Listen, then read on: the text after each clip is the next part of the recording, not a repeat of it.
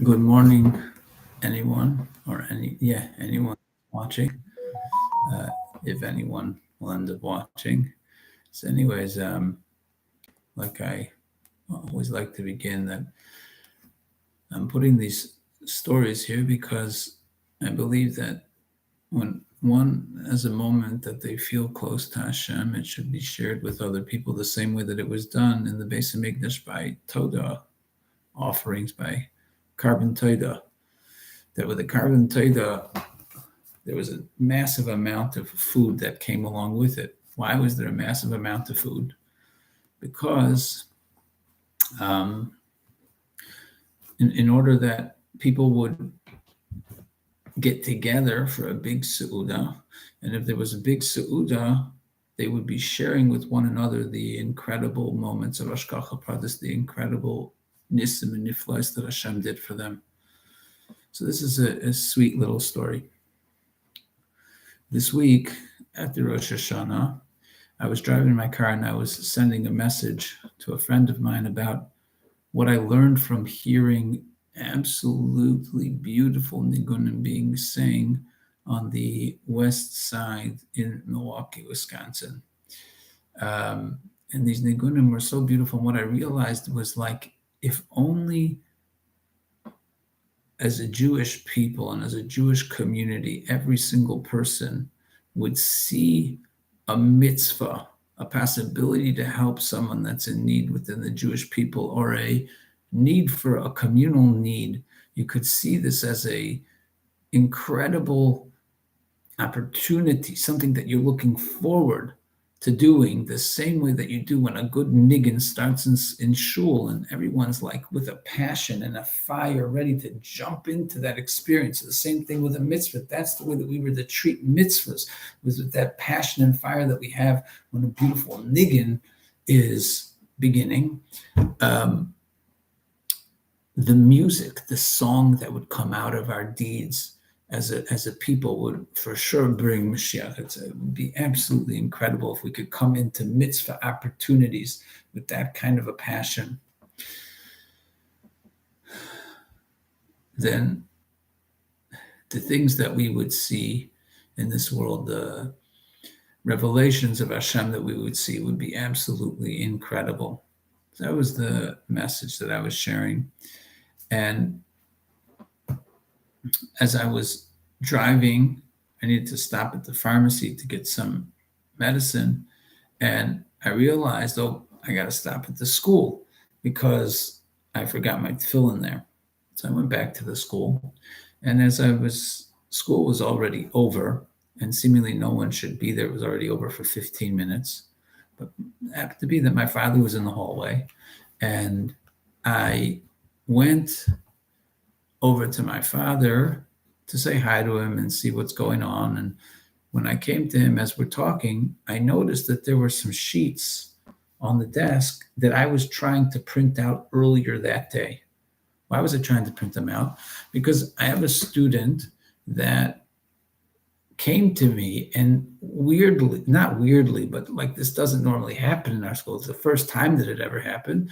A student came to me and was like, I really want to go home with worksheets that are good for like a K-5 kid or for a first grader, so that I could start to work on my Hebrew, on my Lashon HaKodesh. I was like to him, oh, that's amazing. He was like, do you know of any sources? It happens to be that I made many materials for many different schools. I said, yeah, of course. I have my own materials and I could print them out for you.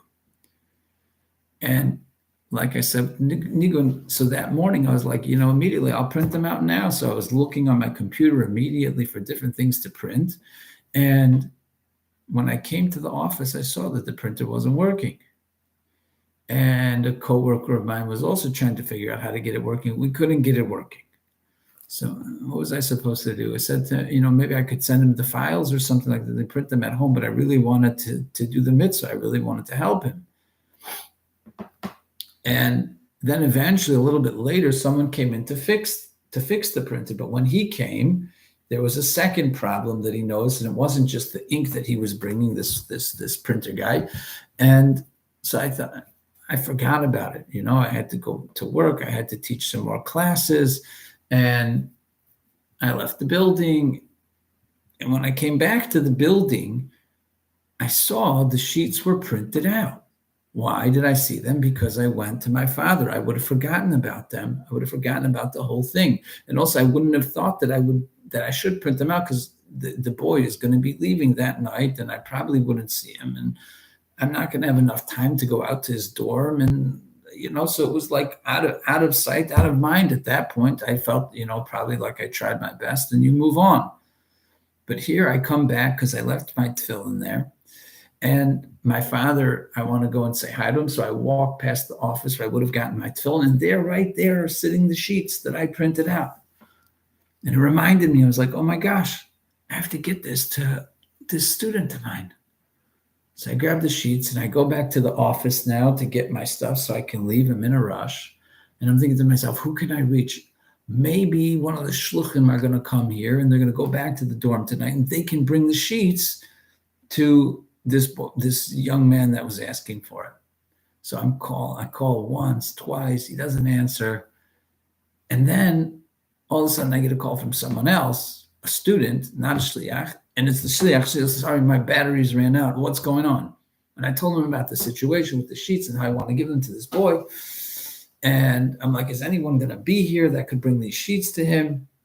And he's like, oh yeah, maybe so-and-so. I think he's going to be back in school. It's like, okay, so I could leave it on the desk for him.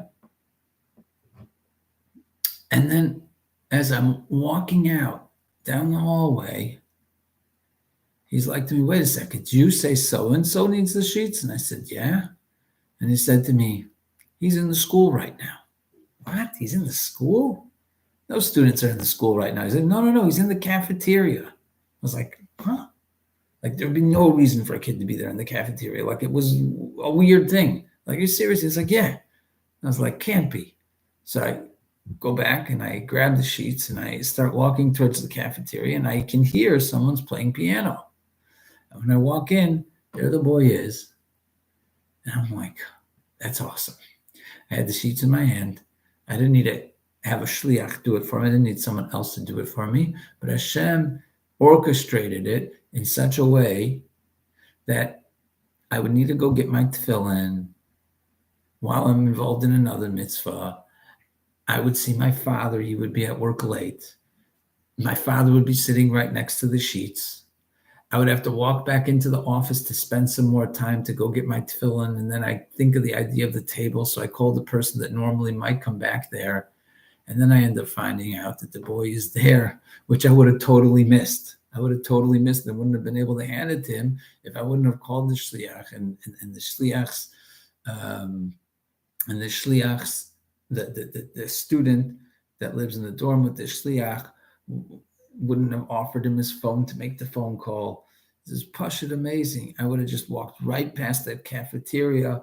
I wouldn't have even known that the sheets were there, but Hashem, because this young man put in the effort to ask for some help with a important and special mitzvah of being able to learn Torah, he orchestrated it that I could even hand the sheets to him.